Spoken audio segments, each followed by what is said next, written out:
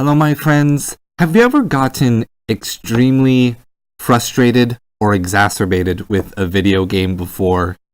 I'm willing to bet that the obvious answer is yes, but I'm also going to guess that chances are your frustration resulted from either unresponsive mechanics or an inconvenient design choice that made getting from point A to point B or getting that thing that you want more frustrating. But recently I had a different kind of experience with this kind of exacerbation while playing Pillars of Eternity. Now, I wanted to get to Pillars of Eternity before Pillars of Eternity 2 came out, and I'm afraid I am definitely far past the deadline for that because I am not going to be finishing this game anytime soon.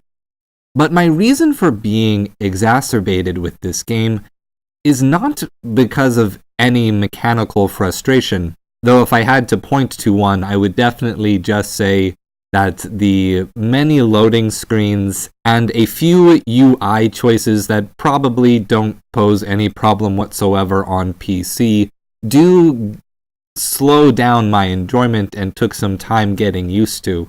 No, instead I want to talk about how I felt upon entering the second act of the game, the City of Defiance Bay. But before I get into it, know that rather than just being upset, I took this as an opportunity to experience something novel. So let's talk about Pillars of Eternity. The first thing that I really formed an appreciation for was the character of Durance, a character described as a remarkably ugly man who rants and raves at you at all times about how horrible and hypocritical the god that he worships is. And at first I thought this was just some humorous juxtaposition of the priest character archetype being someone normally devoted to their god and getting their magical powers from their god in fantasy RPGs,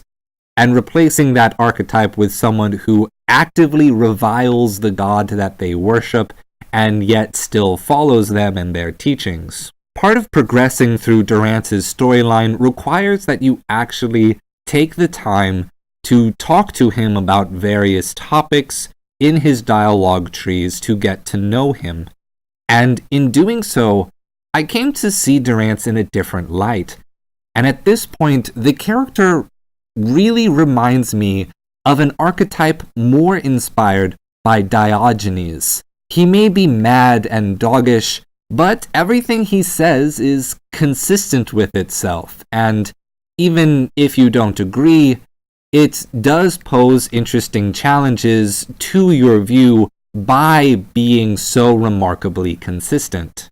Durance as a character is one that sees himself being betrayed by his god and being challenged by his god because challenge and trial are the only things that his god demands. And rather than rejecting that, rather than seeing it as a slight or a reason to stop believing in the god, he took it to be the very reason for his faith itself, and actively chastises any other people who claimed to worship that god, but was unwilling to accept the trial and the challenge that was put forth, despite it being the central tenet and the only real tenet of the faith. Just as Diogenes urged us to embrace all emotion and natural experience and revel in it, even the negative, painful, and disgusting emotions,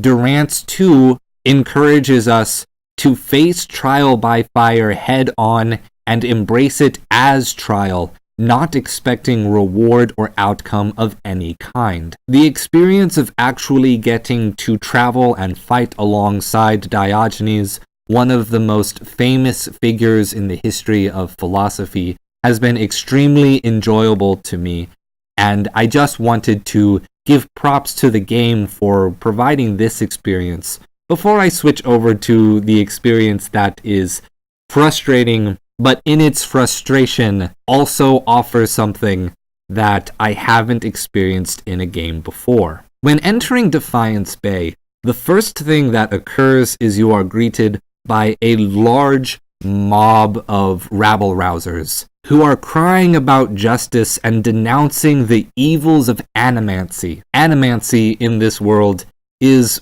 basically half soul magic, but also extensively representative of psychology, and the mixture of ancient Greek concepts of the psyche being equivalent with soul, as well as the unethical practices that went into learning in early psychology and early psychological sciences and experimentation, makes for its own philosophically interesting point. But what really stood out to me is that the spokesperson for this group, called the Dozens, didn't appear to be a mad person, didn't appear to be closed-minded or resentful when you are approached by him at the gate.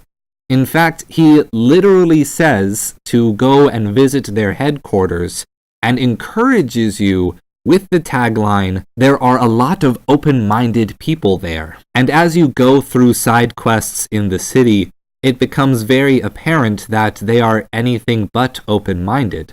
They have a very specific closed-minded agenda that they are pursuing. And yet the rhetoric of open-mindedness and the reputation of the city as being a place of deep dialogue and discord amongst the citizenry gives the initial impression of them being very fair and very understandable. This group called the Dozens is also juxtaposed against another political group called the Crucible Knights. And this group is significantly different, being very upfront about having this code of honor and a very clear political goal of seeking legitimacy as a knighthood. They don't make any attempt whatsoever to appear open-minded, and yet are far more open to practices like animancy and different studies in order to pursue their ends. The group that is expressed to be the more closed-minded group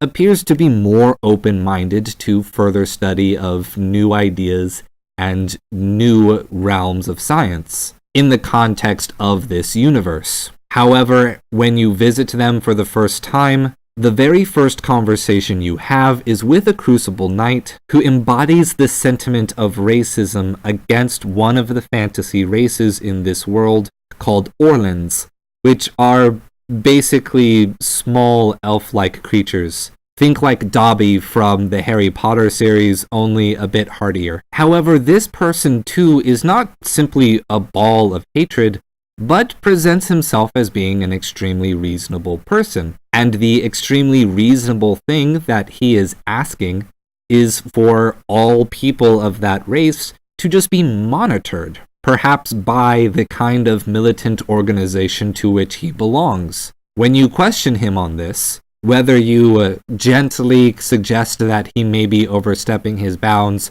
or harshly say that he is absolutely infringing upon the rights of these people, or even if you just suggest that maybe if you don't scrutinize them as much, they won't have to feel as scrutinized, his response is a very simple and clear, "Hey, I'm just telling the truth is all." And the problem with this statement, especially as a response to what you say, is that it has absolutely nothing to do with the truth. He didn't make a claim on the state of things. He just said what he wanted to do, which was an obviously racist idea that infringed upon rights. But he talked about a non-factual suggestion as though it being the truth made it okay. Ultimately, all of the quests in Defiance Bay can in some way be brought down to a dynamic like this. One thing is being said, another thing is being left out, and a very convincing thing is being said about the suggestion, even though it's basically unrelated to the suggestion as a whole. And herein lies the big frustration, and the novel lesson that the game is teaching by putting you through it. You may not realize it if you're not looking for it while playing this game, but Defiance Bay as a whole is attempting to demonstrate to the player the difference between honest intellectual pursuit and inquiry, and the separate practice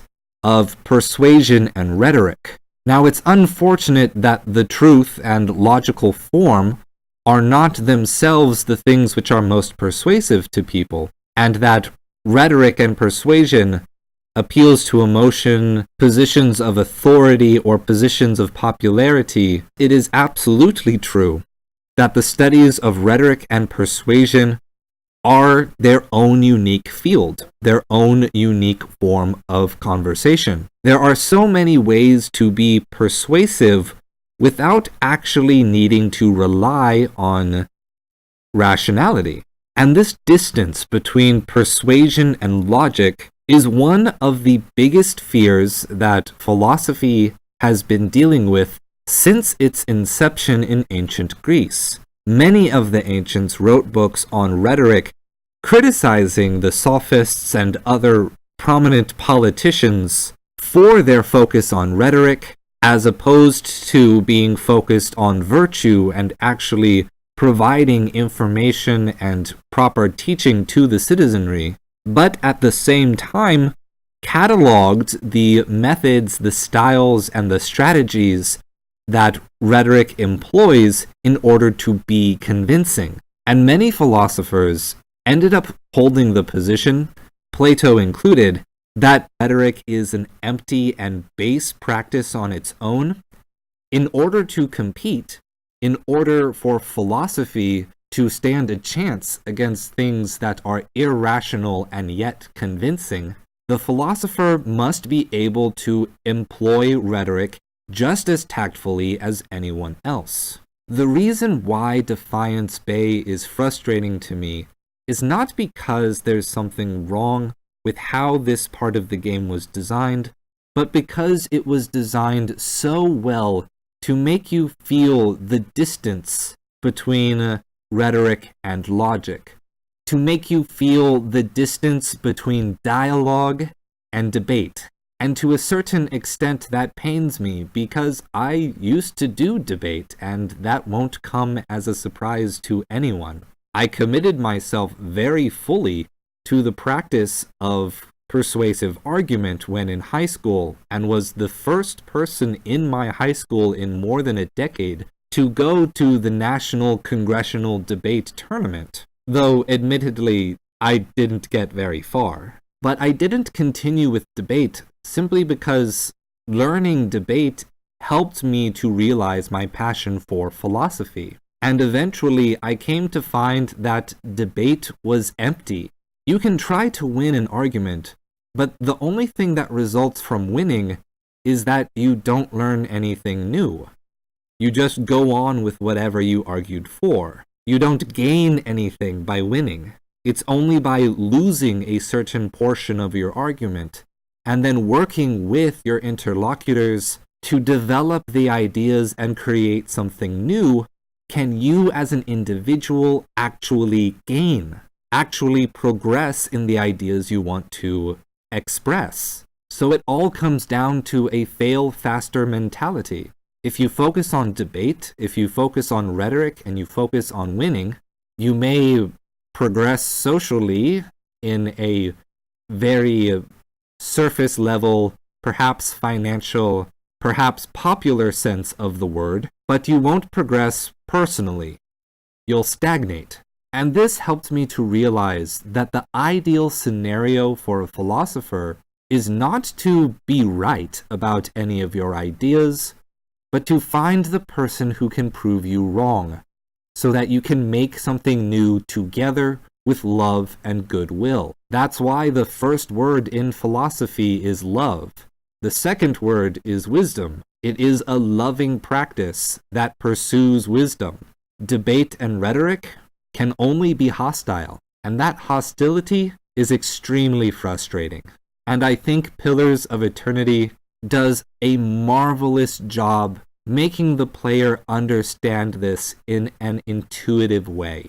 Thank you for watching, my friends. This video comes as an impromptu recording that I didn't even prepare in advance or write anything for, because I didn't want to forget to get these thoughts down as I put a pause to playing Pillars of Eternity so I can jump on to playing the new God of War. I'm extremely excited for this game. It looks amazing. I've heard only good things, seen only good things about the combat. Is just giving me a special kind of hype that I rarely get. But if you enjoyed this video, please remember to subscribe and ring the notification bell. I don't pay anyone to advertise, and we are still a small community, so the only way that we can grow is with your help. Please comment below and let me know your own ideas about playing Pillars of Eternity, or what you're excited for or enjoying in God of War. Because by the time you see this, I definitely will have gotten a few hours deep, so don't worry about spoiling anything. I hope you will be able to join us next week. And remember, stay true.